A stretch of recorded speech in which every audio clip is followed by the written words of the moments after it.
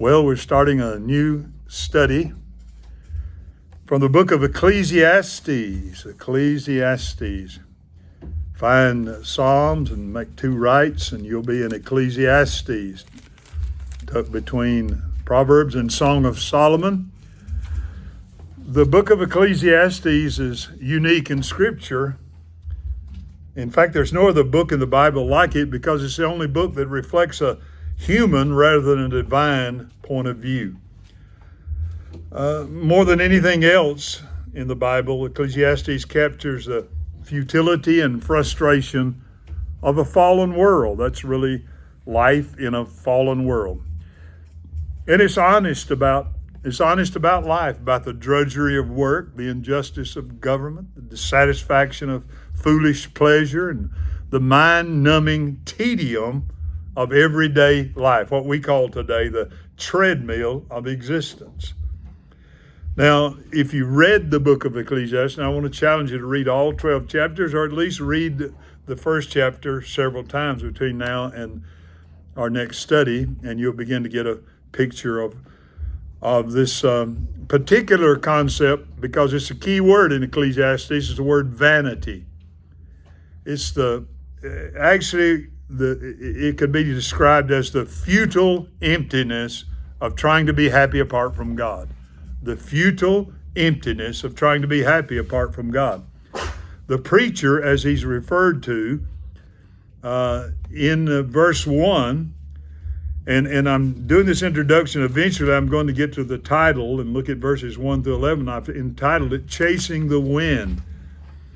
But look at verse 1, the words of the preacher, the son of David, king in Jerusalem. Verse 2 says, vanity of vanities, says the preacher, vanity of vanities, all is vanity. So the preacher, koheleth is the Hebrew word, traditionally is taken to be Solomon. There's modern controversy over whether or not he wrote it. I think he did.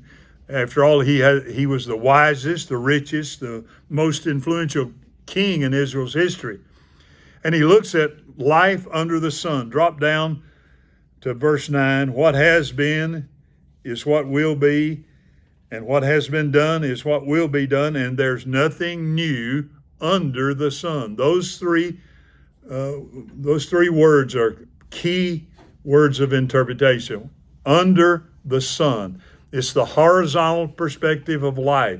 It's living without a vertical reference. It's just life lived on a horizontal plane, human to human, and especially is this pertinent today with our evolutionary concept that we went from the ooze to the zoo, ooze to you by way of the zoo. And so Ecclesiastes fits that concept by saying, hey, there's nothing there that's going to provide you the real answers. And so from a human perspective, he declares it all to be empty. Power, popularity, prestige, pleasure, nothing can fill the God-shaped void in man's life but God himself. But once you see from God's perspective, and again, don't miss this, because many think the book of Proverbs is nothing but gloom and doom and just a bitter report of an old man who's turned sour on life. But that's not true. He's just simply saying, been there, done that, and you won't find what you're looking for through all of these different avenues because I've tried it. But it's optimistic because, on the other hand, different passages, we find Solomon saying, eat and drink, rejoice, do good, live joyfully, fear God, keep his commandments. So then skepticism and despair melt away when life is viewed as a daily gift from God. Now, that Hebrew term koheleth, which is the word preacher there, is found only in Ecclesiastes. And it's found in verse 1, verse 2, verse 12, chapter 7, 27, and in chapter 12, 8 through 10 as well. And so it actually means to assemble or to convoke an assembly. Thus it means one who addresses an assembly. Thus we get the idea of preacher. Now, when you hear preacher, you think of somebody like me standing behind a pulpit or a lectern. That's not what he's talking about. He's talking about somebody who is speaking before an assembly. Categorically, Ecclesiastes is wisdom literature. And we label 4 books in the Old Testament wisdom literature. What's the first one? No, Job. Oh, I'm sorry. Job, all the way back to the first one. Job studies the problem of evil and human suffering. Then we have the Psalms, which are not listed as wisdom literature, but I don't know why I mentioned that. Song of Songs rather, discusses the beauty of love and pleasure. Then Proverbs teaches basic principles on life and how to worship God, how to deal with finances, friends, family, etc. And then Ecclesiastes explores the meaning of our vanity of vanity lives. Now, I'm in agreement with some Bible scholars. I think Solomon is like the story of a prodigal son. The scriptures have a great deal to say about Solomon. You can find the first 11 chapters of 1 Kings, first 9 chapters of 2 Chronicles, and then chapter 7, 2 Samuel, chapters 11 through 12. So a lot in scriptures about Solomon.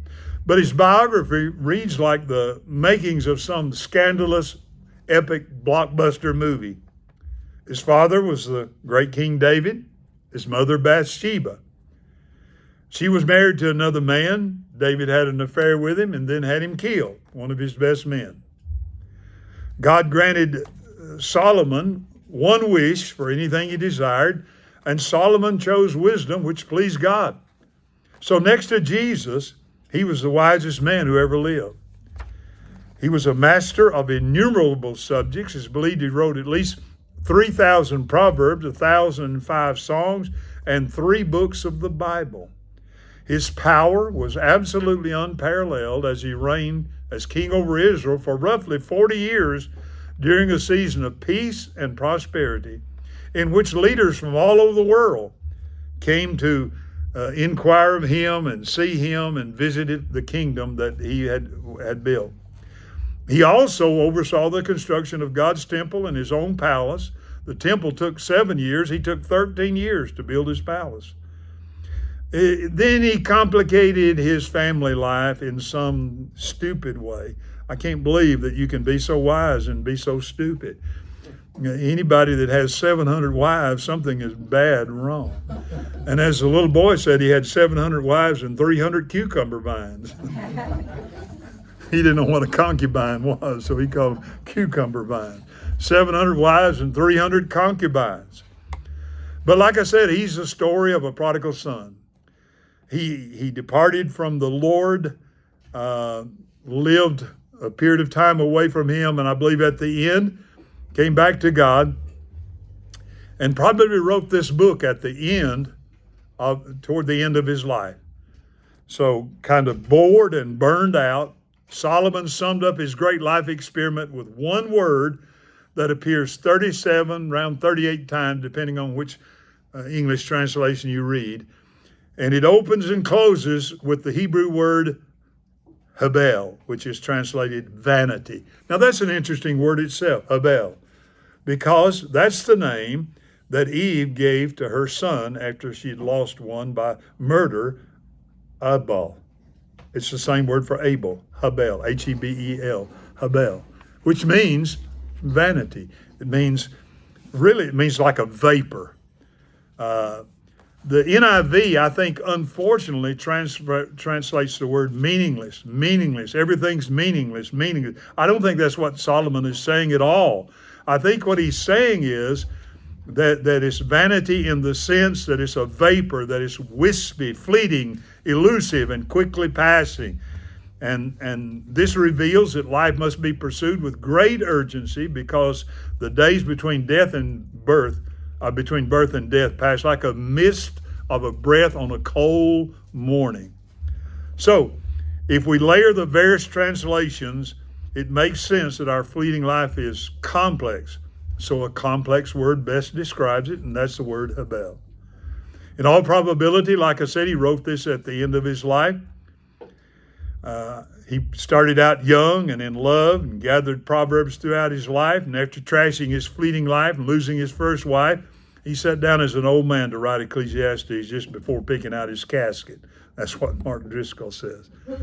Looking back in the rearview mirror of life, he writes arguably the most brutal, painful, and helpful book ever written to young people fresh out of the starting blocks of life. This would do every young person good to read this over and over again, because you set out with pedal to the metal, not us old folks, it's too late, but you set out with pedal to the metal to find meaning in life from a under the sun, horizontal perspective, and Solomon would say, it's not there. So again, the phrase under the sun appears roughly 29 times in the book of Ecclesiastes. And remember, it's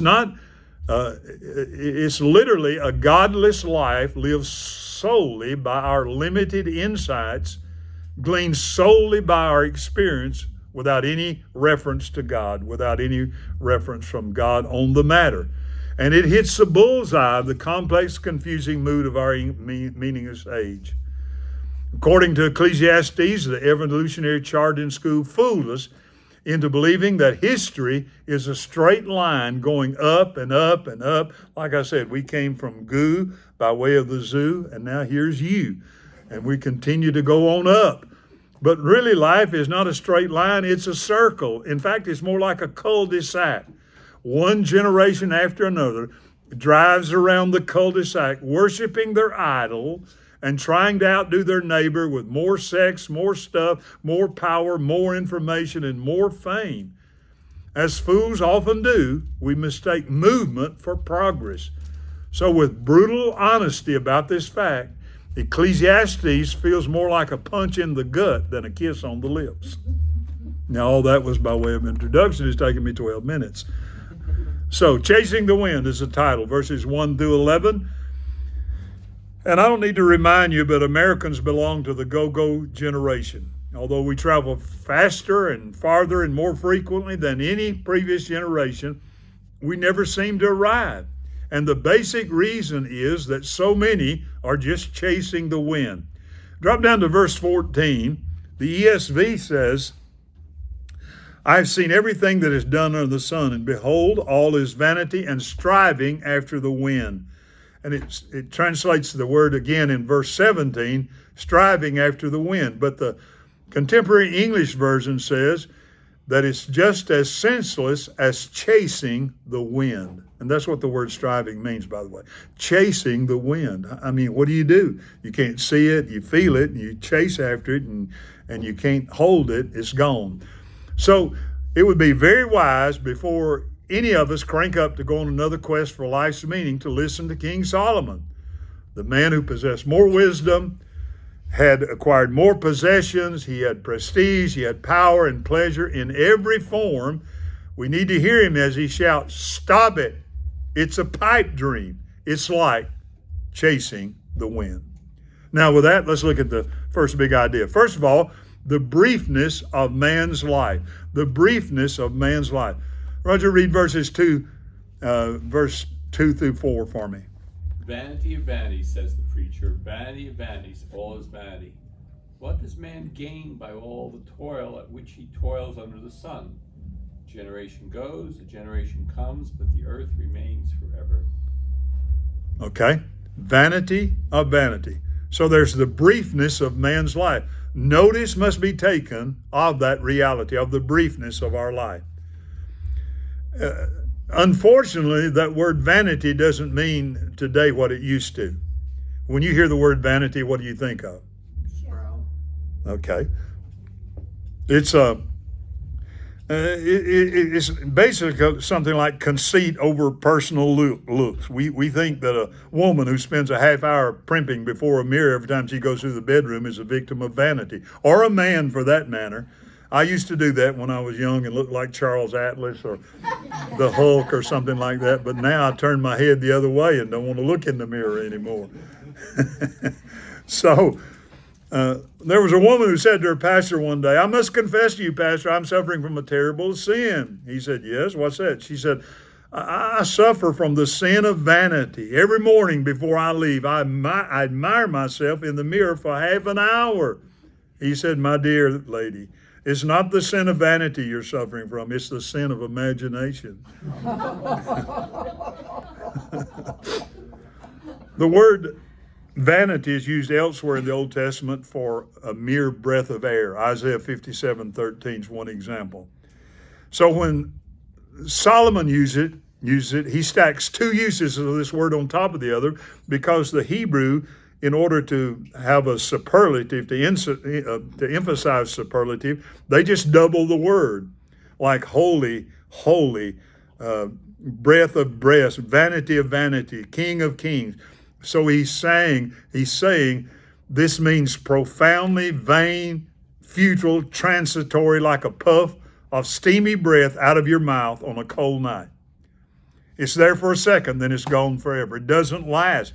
Your life is like that. This is what Solomon's saying. Your civilization is like that.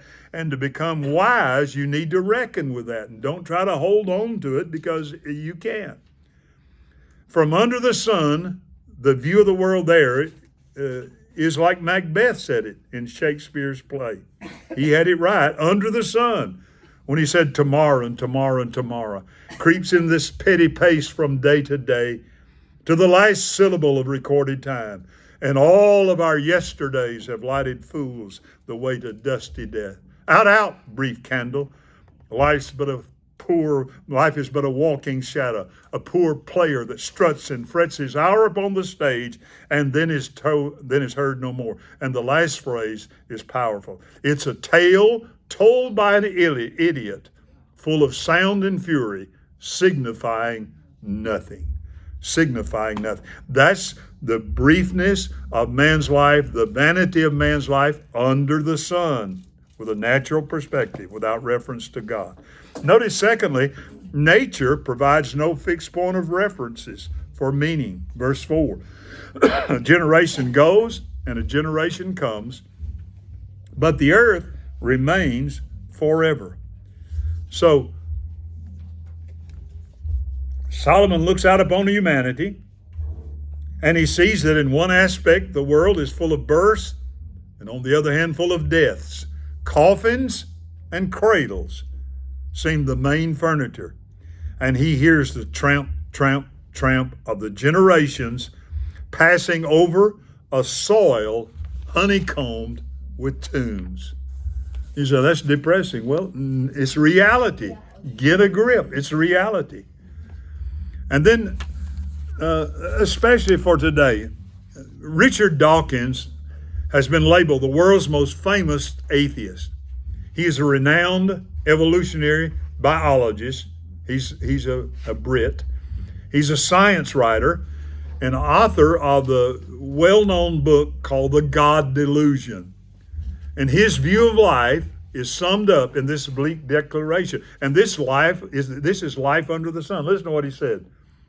The universe we observe has precisely the properties we should expect if there is, at bottom, no design, no purpose, no evil, no good, nothing but blind, pitiless indifference.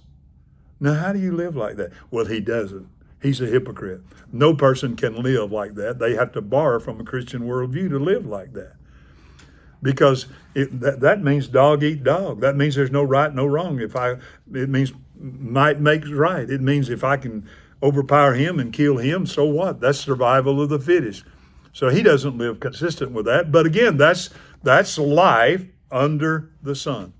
But notice also the sameness of man's life. Verses 5 and 6.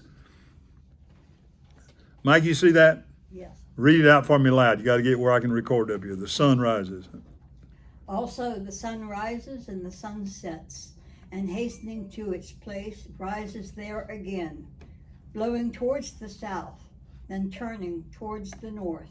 The wind continues swirling along, and on its circular courses the wind returns. Okay, just kind of what we call treadmill today. And basically what he's talking about, just the monotony of it all. He noticed, he observed in verse 3 that frail man's life was filled with labor and activity, but where does it get him when all is said and done? He's on a treadmill, a tiresome motion without progress. You ask him why he works, and he replied, to get money, of course. Why does he want money? To buy food. Why does he want food? To maintain his strength. Yeah. But why does he want strength? Well, he wants strength so he can get up and go to work the next day. And then he wants the money so he can buy him food. Why? So he can go to bed and get a good night's sleep and get up the next day and go to work. And so if you just look at it from that perspective without reference to God, it's just, as Yogi Berra said, deja vu all over again. It's just life. Henry David Thoreau observed that man lives a life of quiet desperation.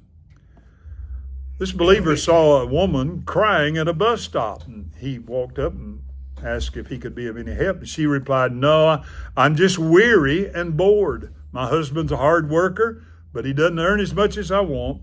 So I went to work. I get up early every morning, fix breakfast for our 4 children, pack lunches, and take a bus to my job. Then I return home for more drudgery, a few hours of sleep, and another day just like the one before. I guess I'm just sick of this endless routine." It was the skeptic H.L. Mencken who said, "The basic fact about human experience is not that it's a tragedy, but that it's a bore. It's not that it's predominantly painful, but lacking any sense." And he was honest. It makes no sense without reference to God.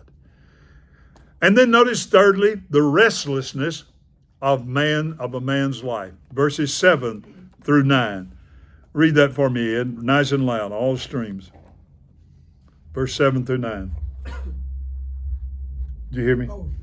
Yeah, you didn't hear me. Read loud. All the rivers run into the sea, yet the sea is not full. To the place from which the rivers come, there they return again. All things are full of labor. Man cannot express it. The eye is not satisfied with seeing, nor the ear filled with hearing. That which has been is what will be. That which is done is what will be done. And there is nothing new under the sun. And there's nothing new under the sun. Now, that doesn't mean that Solomon was overlooking inventions and technological advances that has resulted in civilization's advancement throughout the centuries. That's not the case. But in spite of all that, these have been only innovations, not basic changes.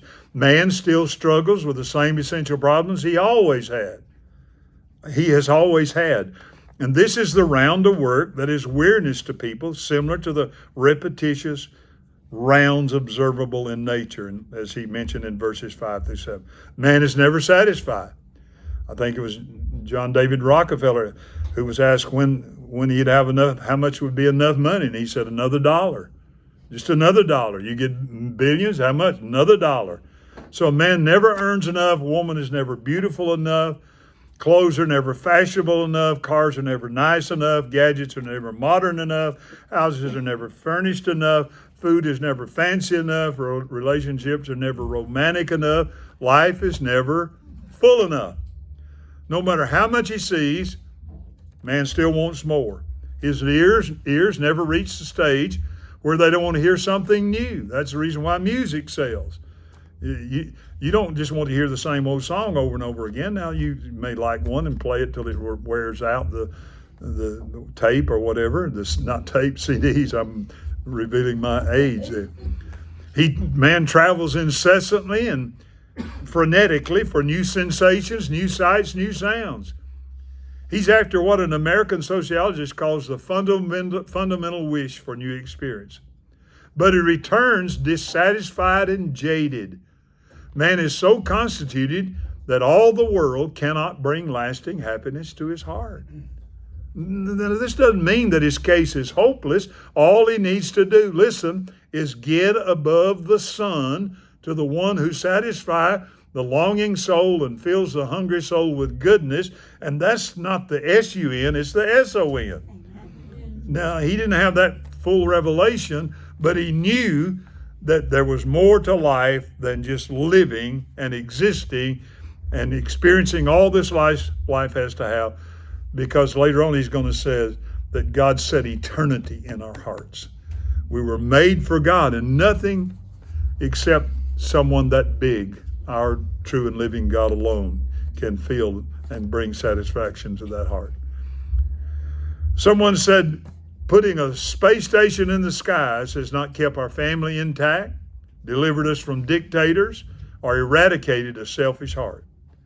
New inventions make our bones heal quicker, but not our minds nor our hearts.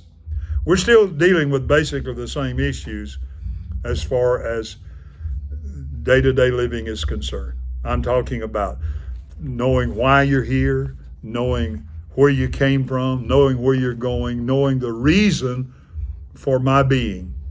And if I just, again, am an accident that happened because of an accidental lightning strike in a primordial pool of slime, and now I'm on my way to become divine, and I will eventually be king of the mountain, then again, you always come up short. So, then also, notice number 4, the forgetfulness of man's having lived. Verse 11. Verse 10 said, is there a thing of which it is said, see, this is new. It has been already in the ages before us. Now again, that's what I was talking about in way of innovations and inventions. Obviously, there have been all kinds of innovations and inventions, but at the bottom of this, it still doesn't bring the sense of gratification, satisfaction, and direction that man needs in order to really experience life.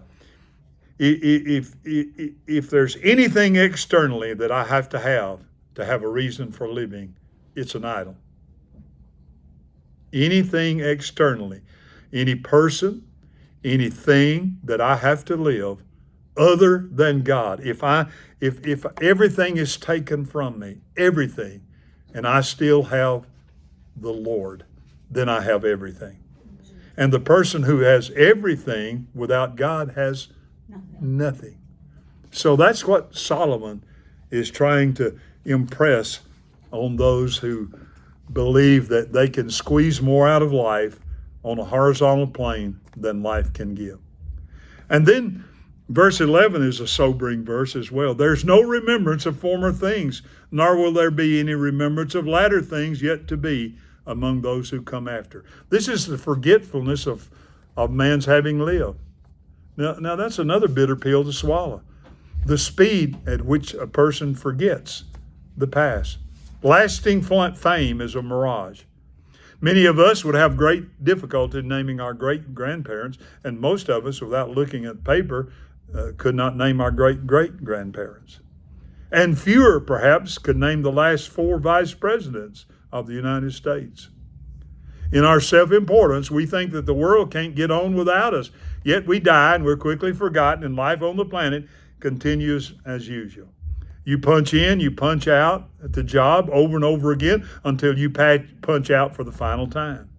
Then, if you're working for a company or whatever, you retire, company throws you a little party, gives you a gift with a plaque, and then guess what? Next day, you'll be replaced, and it's business as usual. Well, the sun will rise, the business will go on, and eventually, even though you might have your picture on the wall, they'll say, who is this dude? Why is he hanging on the wall? Why is his picture up here? In our self-importance, we think that the world can't get along without us, but again, that's a sobering reality that it will. So what value is your life? Death is a great equalizer, and that is the ultimate absurdity. We step on the treadmill of life, try to outrun death with all of our activity, but to no avail. The grim reaper's faster than all of us. He catches us all. All our new innovations have only allowed us to postpone death for a little while longer. So faced with this bleak reality, Solomon launches out using all of his wisdom, all of his wealth and ways to try to find meaning and satisfaction in life under the sun, but it's all chasing the wind. As I said earlier, the answer is not found in life under the S-U-N, but in coming into a relationship with the S-O-N. So the book of Ecclesiastes is part of a larger picture. The rest of the picture shows us this. As Paul said, 1 Corinthians 15:58, therefore, my beloved brothers, Be steadfast, immovable, always abounding in the work of the Lord, knowing that in the Lord your labor is not in vain. Listen to that. In the Lord. Your labor in the Lord, not labor under the sun, but labor in the Lord under the sun, is not futile at all. Your labor in the Lord will satisfy you forever. His cause is the only one on the face of the earth that will ultimately succeed. And if you're a believer, you're a part of it. Jesus said, if you give even a cup of cold water to one of the least of my followers, you will be surely rewarded. Matthew 10:42. There is a toil, a labor that pays off forever. What labor is it? Your labor in the Lord. And that's the gospel truth.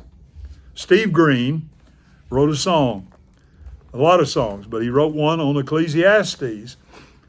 I'm not going to sing it. I don't even know how it goes, but I'm going to read you the lyrics. Every heart is filled with longing to be free from all life's pain. Yet the search through earthly pleasures always ends in vain. Only God who made the heavens can satisfy our souls. And then the refrain, apart from him and all his meaning, all things fail as they begin. And the hearts deceived can only know a chasing of the wind. All achievements, all possessions, all with time return to dust. Only God can be our reason for deep and quiet trust. He will guard us from the dangers that gladly make men fools. Apart from him and all his meaning, all things fail as they begin. And hearts deceived can only know a chasing of the wind, a chasing of the wind. Why do we live without Jesus? Why do we waste another day? He is the life that sustains us, the only hope for us today. So tell me, why do we live? Why do we live without him? Because without him, life is only a chasing of the wind.